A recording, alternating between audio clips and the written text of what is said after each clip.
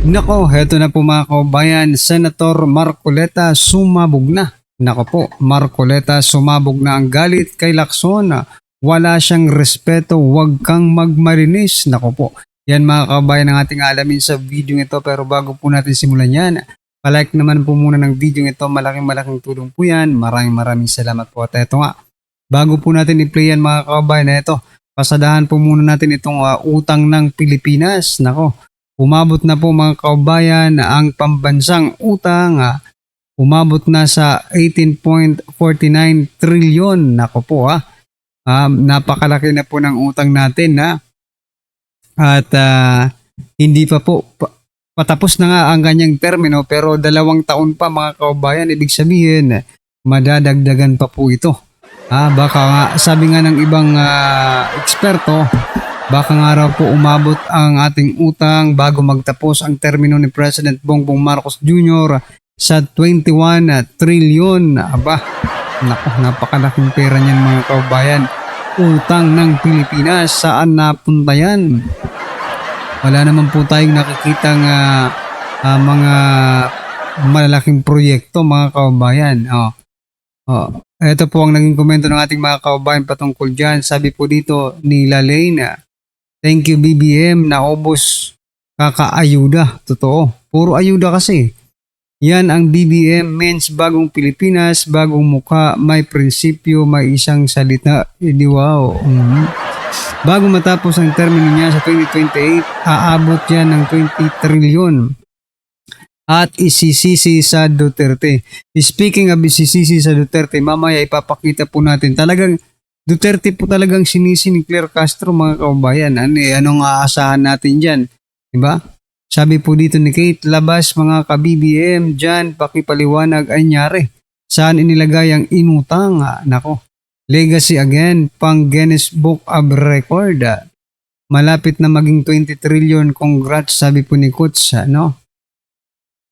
Sabi naman po ni Rods, sigig utang ang gobyerno, dako nakaayo ang tigbayad. Ang mga taxpayer luoy kaayo. Oo nga utang ng utang sila pero tayo po ang nagbabayad. Nako po. Ganun nila binabalahura ang ating bansa mga kababayan. No big project, ano yun? Saan napunta yung saan napunta yung trilyon na yan? Kung wala naman po kayong proyekto. Kanina 'di ba sinabi ko sa inyo, Duterte na naman ang tinutumbok ni Claire Castro. Ito. Sabi po dito ni Claire Castro mga kababayan. Sabi po dito sa ang balita ngayon, Claire Castro, itinuro ang Duterte admin sa lumalaking utang ng Pilipinas. Tandaan po natin, sabi niya, tandaan po natin, lumaki ang utang hindi po sa panahon ngayon lamang. Lumaki ang utang dahil naman na po ni Pangulong Marcos Jr. ang napakalaking utang na nakuha ni dating Pangulong Duterte. Hindi mo pa rin magets hanggang ngayon, bobo ka pa rin Claire. Opo. Sabihin na po natin na lumaki nga ang utang sa panahon ni former President Duterte, which is hindi rin naman totoo. Diba? Mas malaki nga po ang utang ngayon.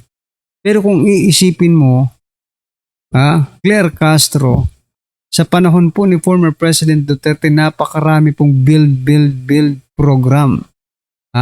Yung pera ginamit rin po sa pandemic. Ngayon mga kababayan, saan napunta yan? Walang mga big ticket project ang administrasyong ito. Lumaki ang utang mga kababayan ng Pilipinas. Walang proyekto. Wala rin naman pong pandemic. Itong oil crisis, lately naman itong oil crisis na ito. At wala rin naman kayo ginagawa sa oil crisis kasi sabi nyo hindi nyo hawak yung mga negosyante. Diba? Sige nga, anong ginawa nyo sa oil crisis? Parang wala naman Namigay kayo ng ayuda sa ilang lugar lang, hindi nationwide. Ano ba, yung sa Luzon at Visayas, hindi ba apektado ng oil crisis? Ay, nako. Anyway, ito pong naging komento ng ating mga kababayan patungkol dyan. Sabi po dito ni Lito, may pandemic pa noon at Marawi Sage Pero dami major project. Oo nga, correct, di ba? Tanong lang namin po bilang ordinaryong Pilipino, laki din utang ng BBM admin pero wala kaming nakita or naramdaman na proyekto. Instead na naramdaman natin mga kababayan, sobrang hirap. Di ba? Sobrang kahirapan po ngayon mga kababayan kasi pataas ng pataas ang lahat ng mga presyo ng mga bilihin, di ba? So saan napunta yan? Saan napunta yung trilyon-trilyon na yan mga kababayan? Baka napunta sa lamesa, hindi, baka napunta sa maleta, di ba? Anyway, maka-high blood ka-good auntie, sabi po ni Noreen, no? Sana mangyari yung people power katulad sa ibang bansa na panagutin ang magnanakaw na politiko sa kamay ng taong bayan. Correct. Ito, sabi po dito, ni Dodong, sabi mo Dodong Mama, ang utang ni Duterte during his 6 years term ay 6.84 trillion. Meron pang pandemic yan. Compare kay Marcos, 4 years, 5.7 trillion sa tingin mo. Ma'am, sino kaya ang mas mataas hanggang matapos kanyang termino? Diba? Kailan pa kaya mawala ang mga ito? Huwag naman. No? The difference lang today, sabi po ni Yael, no? The difference lang today, walang napuntahan ng utang, walang bagong infrastructure. Led by admin, puro ghost project. So yan mga kaubayan, ano po ang inyong opinion dyan? Sa paninisi na naman ni Claire Castro kay former President Duterte. Ayan, just comment down below mga ka-review natin at ito pasadahan na po natin. Si Senator Dante Marcoleta mga kaubayan, sumabog na kay Lacson. Eto, pasok. Sabihin, ayoko na siyang tawagin Senator Lacson. Siya yung unang hindi gumagalang. Uunahin mo bang igalang yung kapitbahay natin, sabi ko nga. Samantalang tayo bilang miyembro ng isang pamilya dito sa bulwagan ito, hindi mo man lang kayang gumalang. Nakakita ka lang ng kaprasong papel, patatawag. Masisira lang yung pangalan. Ganun ang gusto niya palagi. Yung pailalim na atake, pailalim na taktika. Ayun, Bakit niya ako pinasasaringan ngayon? Ako lang kasi ang nagpapaalala sa kanya. Ang gusto ba niya, titigil ako? Ang gusto niya ba, takutin ako? Nagkamali siya eh. Ito ang balita ngayon trending at pinag-uusapan ngayon sa mundo ng social media ang di umano'y balitang dapat malaman ng taong bayan na pilit tinatago o ayaw umanong ipalabas ng bayarang media sa palasyo, kamara at senado sa publiko. Pero bago ang lahat, kung bago ka pa lamang sa channel na ito at kung gusto mo ang balitang politika, please huwag kalimutan mag-like, subscribe at i-click ang notification bell para mas maging updated ka palagi sa lahat ng mga video na ina-upload namin. At ito na nga mga kababayan. At sinabi niya sa'yo, meron siyang kilalang 67 na contractors na congressmen na kung saan yung mga proyekto nila, sila mismo ang nag-i-implement. Ba't di mo pa kinuha yung listahan? Ba't di mo pa kinuha yung pangalan? Ano ang gusto mong palabasin? Talagang ayaw mo talaga eh. Pagka congressman, ayaw mong tuntunin. Nasaan ang consistency rito? Bakit sasabihin niya? Alam mo kanya si Senator Marcoleta, nawala sa hulog eh. Nung nagano siya, nung nagpa-interview siya. Hindi ko maintindihan kung bakit niya sinabi yun. Wala na siya, hindi na siya in sync with reality. Yun ho ang kanyang binakit. Akalain mo kanya, sinabi ko na nga na ayaw kong magpa-interpolate dahil nga ang gusto ko, bago ako mag-yield ng floor, ay makumpleto muna yung signature na gusto ko. Na kinakailangan makapirma yung majority. Akalain mo tumayo pa. Madalas ganyan eh, sabi niya. Ang sabi ko naman kako, kung sinabi mo lang na ayaw magpa-interpolate kahit kanino, lalong-lalo na kay Senator Marcoleta, dahil natatakot ka, o nahihiya ka, tatanggapin ko yung katwiran mo eh. Ba't kita pipilitin? Ayaw mo nga eh. Baka nga naman takot ka. At alam ko takot na takot ka talaga. Either pupunta ka sa lounge natin, pupunta ka sa opisina mo, nandun ka naman eh, nakikinig ka naman eh. Pero wag mong gagamitin na dahilan na kailangan namin pumirma muna. Di ba yung wala sa hulog ngayon? Nakakita ka ba partial report, papipirmahin mo kami? Ang partial report po ay hindi kumpleto. Kaya gusto ko, ikumpleto mo muna para makita natin, kapag ka maganda na, at sang-ayon naman sa mga nangyari, sa dami ng mga taong kinausap natin, bakit hindi kami pipirma? Alam mo sa akin, Jen, Nelson, rap yun eh. Bait po ba yun? Bait lang yun. Sino makakapigil sa'yo, halimbawa? Kunwari ikaw alam mo, ayaw ko na siyang tawagin na At saka mga kabayan, napakano naman nun, di ba? Partial report lang tapos papipirmahin kayo. Paano kung makapirma na kayong lahat, di ba? Tapos baguhin yung content ng partial report, di ba? So, alanganin. Senator Lacson. Bakit po? Tatawagin ko na lang siyang ping mula ngayon. Alam mo bakit? palagi niya sinasabi yung interparliamentary courtesy. Opo. At palagi ko naman pinaliliwanag ang parliamentary courtesy, pinapapalooban ng dalawang chamber ng legislature. Ito yung House of Representatives at saka yung Senate. Senate, Sabi niya, tingnan mo, wala talaga sa hulog eh. Sinabi ko na nga sa kanya, sabi niya, this is the time-honored tradition. Yes po, tama. Paano natin igagalang pa yung tradition na yon? Hinihingi na ng pagkakataon na ipatawag mo na. Kasi sila yung nasasangkot dito eh. Lahat na ng mga ebidensya na tinutumbok sa sworn statement ng napakaraming tao, sila na ang tinutuntun. Bakit? Kung sila ba'y pinatawag natin para matanong man lang natin alang-alang sa pangangailangan ng taong bayan na makilala na kung sino talaga ang salarin, nawalan ba ng paggalang yun? Sino ba yung gusto mong igalang talaga? Yung taong bayan? O yung itinuturo ng maraming mga dokumento? Ibig ko sabihin, Jen, Nelson, ang pagkagalangan nandun talaga eh. Ngunit kung minsan, ilalagay mo na rin sa ayos eh. Sasabihin ko lang, mawalang galang na, Jen. Mawalang galang na, Congressman Nelson. Ito naman, hinihingi na ng pagkakataon. Palagi ko na maintindihan nyo naman ako. Kasi napakarami pong dokumento na tumutukoy sa inyo. Gusto ko maimbita naman kayo para matanong lang ng mga ilang bagay. Ayun, Sa tingin ko naman, hindi ka wala ng paggalang yun eh. Ayun naman. Okay? Ngayon, kung ayaw ninyo, hinihingi na pa rin ng pagkakataon, isasabihin ako na kayo, kinakailangan na yun eh.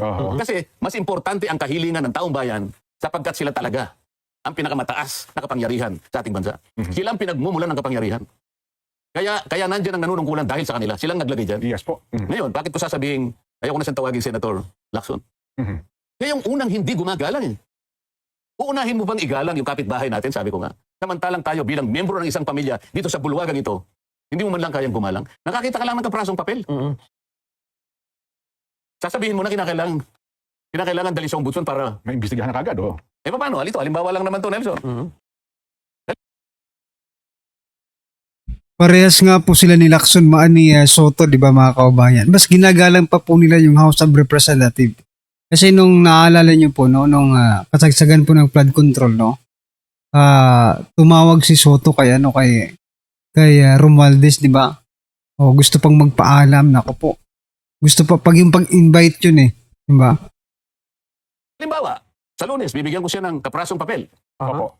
Kaprasong papel, ngunit naglalaman ng isang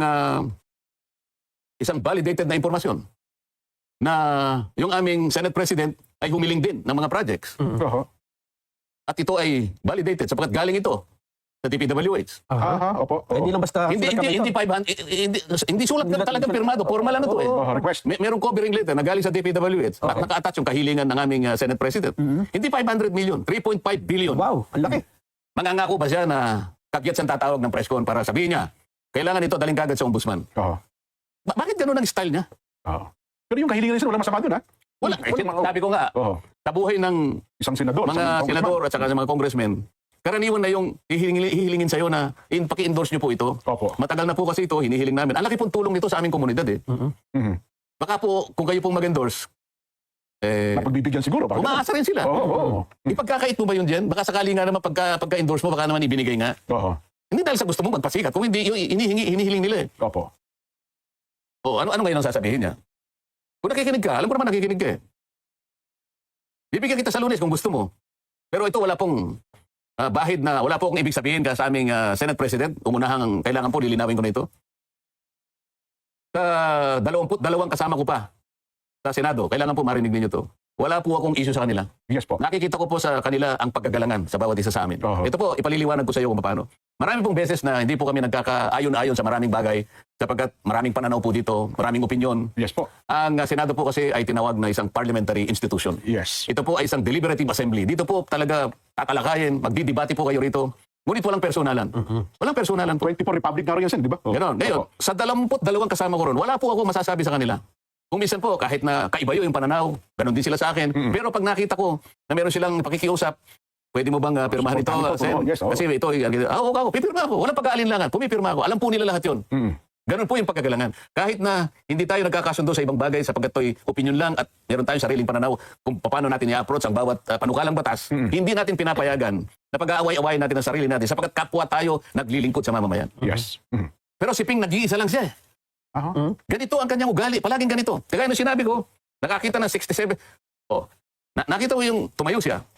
Sabi niya, yung mayor ka ng Candaba. Meron silang ganito, yung mga anak nila, ganito. Nagporma ng ganito. Ito yung kanilang nakuha, 2.5 billion ng... puro ganito. Pagkatapos, hindi naman niya. Pinatawag. Hindi niya pinatawag. Hindi na imbestigahan, Nag-identify siya ng 11 contractors.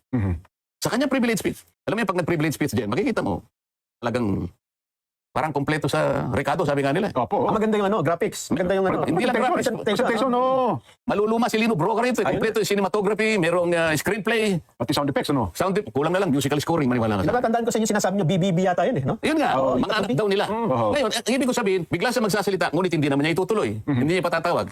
Masisira lang yung pangalan. Ganun ang gusto niya palagi. Yung pailalim na atake, pailalim na taktika. Ayun, oh. Bakit niya ako pinasasaringan ngayon? Ako lang kasi ang nagpapaalala sa kanya. Oo. Ang gusto ba niya, titigil ako? Ang gusto niya ba, takutin ako? Nagkamali siya eh. Nagkamali siya. Oo. Kaya sabi ko, nag-iisa na lang siya eh. Alam mo, sa una kong pagpunta sa Senado, nahalata ko agad na parang takot na takot sa kanya yung mga kasama ko. Walang galang na sa kanila. Yung ibig sabihin, hindi yung takot yung parang nagdi-defer sila na parang ayaw na lang nilang ano. Makipagbanggaan. Ayaw na lang nilang gano'n dahil maaaring iniiwasan siya. Parang gano'n. Na parang kasing sa tingin niya, naipundar niya ang sarili niya. Ito yung kanyang, palagi niya sinasabi,